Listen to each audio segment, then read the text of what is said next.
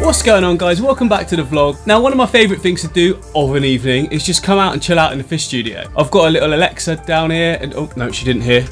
Yeah, I've got a little Alexa, and if I want to put some music on, I do. Have a little drink, sometimes have a beer. If it's the weekend, a cheeky little vodka. And one of the first things I always do is I come over to the Rainbow River tank that we can see here, and I always like to feed it.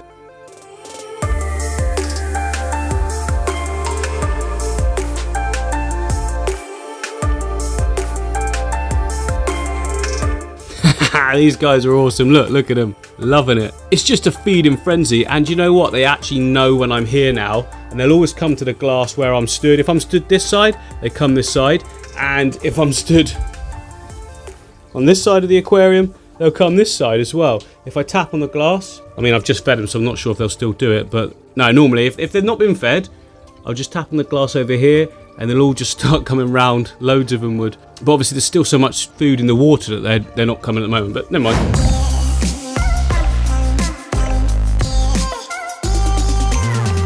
So a couple of videos back, guys, I showed you the Palladarium, vivarium, terrarium, whatever it is behind me, and I announced to you that I was going to be keeping a snake at some point. Now, although I really do want that to happen, there was an overwhelming amount of you that said that this enclosure here was not right for a snake. And you're absolutely right. It would be stupid of me not to listen to that amount of comments, that amount of likes from people saying that. You know, I do believe we could make it work. What I was talking about was a baby snake. So when you have baby snakes, or any snakes for that matter, you need to have like different temperature zones, if you like, in your tank. So you can put like a heat mat underneath for one area, and then a cool area on the other side. Now, the problem with what we've got with this one is that the area is not very big in terms of, you know, distance, which means we might find it a bit more difficult to create those zones. So like I said, it could work because obviously a baby snake is still tiny, but it's very quickly going to grow out of it. But it seems a shame to put all of that effort into doing a setup that we're going to change quite quickly anyway. Now, that doesn't mean that this Exoterra enclosure is going to become redundant. Coming up later, I'm going to be explaining to you guys what I'm going to be doing with this bad boy.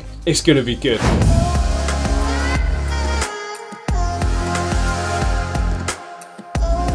So we set up the new Palladarium behind me about 10 days ago. It's coming along really well. Like, the moss is growing in really good. The water's now super clear. There's these weird sort of like wiggly wormy things all over the rock, but I guess that's where obviously I took the stuff from nature. It's going to be full of microorganisms, isn't it? But you can probably see behind me, I've removed the ferns that I had in there. They kind of like sort of wilted and dried up. I guess they weren't suited to this kind of environment. Not a problem. When I can, I'm going to go out to a garden centre and get lots more ferns. There's one I've been to before that's got a really nice selection. I think that'll go great in this tank here. I've also removed the glass from the top for the time being. I mean, I'm trying my best to source the newts to put in the tank, but I'm having real trouble at the moment with actually finding anyone that's going to be doing delivery. Everyone's super busy. As soon as I can go out and get some, I'm going to just do it straight away. Even if I've got to drive for like a few hours, I don't mind. To get the right newts for this Palladarium, I'm willing to travel, and if it takes time, costs money and fuel, whatever. So a little bit of a close-up and a few more of the details I've added, guys. This is 𝐻𝐿 or 𝐻𝐿 Japan for short, which is the one I choose to use. It looks so good and it's already sending out runners. This sort of plant converts to an immersed state so easily, and what it'll actually do is start sort of growing everywhere at some point. I will have to trim it back because it will completely take over, but it is a really nice injection of green there, slightly different colour variation. And then moving down, hold your breath, we're underwater. Yeah, so here's these little sort of wormy things I was telling you about. Now, they aren't the actual worms. This is like some sort of casing that the worms travel around in, and I haven't actually seen any alive recently moving around, but then I haven't really been this close either. But let me just see if I can zoom in on it, see if we can take a little bit of a better look. How's that looking? Is it something that needs sorting? I don't think so. It's all natural. I'm sure you get this in nature as well. But yeah, this tank is doing absolutely fantastic, and I cannot wait to be able to stock it with some newts.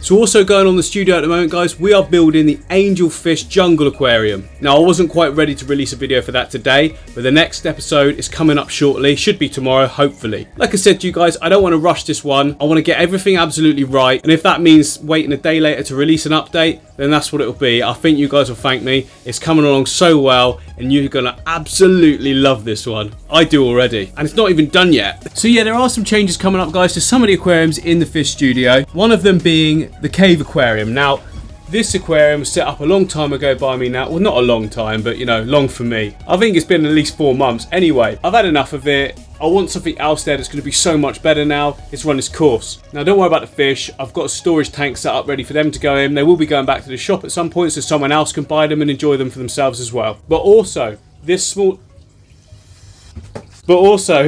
one here, that's also going to be redone. So, if you have a look, it's kind of overrun, overgrown. This is the thing I tend to do with a lot of my tanks, is I just can't bring myself to trim them all, so it just start exploding with plants, and then I restart them, which I don't think is too bad of a thing. I've got loads of breeding action going on, but there is one issue. There's quite a lot of planaria in this tank.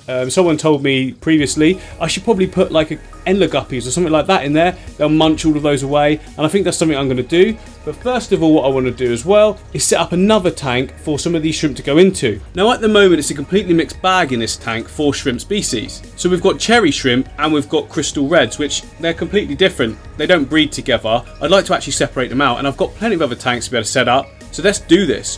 What I want to do is, I want to change this stand that I've got here. Now it's the IKEA stand, it's doing a great job, but I just feel it's taking up space. And we could have a really good little rack system in here, a nice narrow one that doesn't come out of the wall, take up the space, because this is quite a lot of wasted space at the front here, and you know, it doesn't need to be there. So I want to do like a nice tall racking system. Make sure I don't have any tanks low down, because as I've said before, low down tanks, they tend to get ignored. Not something I want to do again. But yeah, I think we can do something really good in this area. At the moment, like I say, this is wasting space. But if we can build up high, well, go right to the top, can't we really? About this high, and then we can get 1, 2, 3, 4, 5, 6 probably. 6 tanks in this section that's not too low down, which is what I want to avoid. But also, if we can keep it shallow up to about this point, then it's not going to impact on the view of the Palladarium at all either. Yeah, it's decided that's what I'm going to do, but at the moment I can't go out and get any wood because nothing's open. Because you know guys, that's something I really miss about the old studio, is that I had that racking system with like 8 tanks on it. There's nothing more fun than walking into your studio and just having loads of little different pictures to look at. I say pictures because it's kind of like watching art, you know? I mean, I know that sounds a little bit pretentious, but what I mean by that is like, it's forever changing. There's something different every time you come in. So nothing like art, which is a still picture. But you get the idea, you know what I'm saying. It's just having a wall of tanks is cool. Don't get me wrong, I love the big tanks I've got now, but I miss my nanos. So I'm going to get that sorted for me and for you.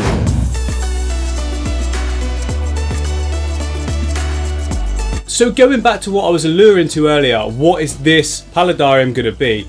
Well, given that it's got this awesome bottom section for fish, and it's tall, we want something that climbs. Now what climbs? Dart frogs or geckos, or maybe even both. Is that possible? I'm sure you guys will let me know. Can you do a dart frog and gecko Palladarium? Either way, I'm really interested in both of those. I still want to get snake. I just want to get a different setup for it at some point. Now I'm thinking that I'm going to put this Palladarium over into the reptile studio, which is what was going to be the old studio, and this will be a space now in this area for a 60cm aquarium, which will more than likely be something for the turtle, or possibly the mud skipper. I'm not sure yet. Mud skipper may be going over in the cave. Who knows? We've got plenty of time to worry about that later. But yeah, that's what it's going to be, guys. I've been having a look online at some of the Palladariums that people have made for their geckos, and they look absolutely brilliant. And one thing I can do well is Palladariums. So if I just go for a full wooded Palladariums, because I've never done that before, we have some rocks at the bottom as well, of course, but then make a good sort of tree structure that comes all the way up out of it, and then that could be what our gecko or our dart frogs can climb around on. I think that should be awesome. We'll get a misting system in here and everything like that. Do it properly, of course. And I just want to say, guys, thank you for all your advice about the Palladariums. Obviously, reptiles is a completely new area for me, something that I'm learning as I go along, and your advice and opinions are all invaluable, and I read all the comments. So again, thank you very much for that. Because as I'm sure many of you know, there's even more mixed information out there for reptiles, it seems, than there is for fish. You know, there's plenty of things in fish keeping that I've looked at and thought, what? But then there seems to be like 5 different opinions on the same subject for reptile keeping, and then you go in a shop and someone else says completely different to what's online. It's looking like a bit of a minefield. But that said, like with anything, I'm just going to try and absorb as much information as possible and make my own judgment on what I think is going to be best, with a little bit of guidance from you guys along the way. That's pretty much what I've done in fish keeping, and that's always steered me well there. So I'm back in the house because I'm editing this video, in fact, and I had such a good idea. Let me show you. Right, this is the idea I've had, guys. So I'm looking at this section here thinking it's exactly this right length or width or whatever for a desk. You know what I'm saying? Like, computer desk. And I'm thinking I can build around it all the way over the top a full racking system. So I've got like a working area in the studio, because currently I'm going in and out of the house, and in the daytime with the kids about, it's not the best of ideas. But yeah, how cool would that be? I could have like all the nano tanks above me as I'm working. I know that doesn't sound amazingly safe with electrics underneath it, but I'd make sure it was all safe, don't worry about that. Plus it's a laptop, I can move it wherever I want. So if I was doing maintenance on the tanks, you just don't have a computer there. But also you can do some pull-out drawers or something like that, could protect, whatever, there's many options, but I really like the idea of that, being able to work on my videos whilst looking up at all the nanos as I'm doing it. Oh, that's going to be brilliant. That is decided. That is happening. I don't know if I've ever seen a fish tank desk before. No, little tanks on a desk, but not ones that surround the whole thing. Oh, that's going to be immense. I want to start now. Obviously I can't start now because I've got no materials, but I'm going to find a way.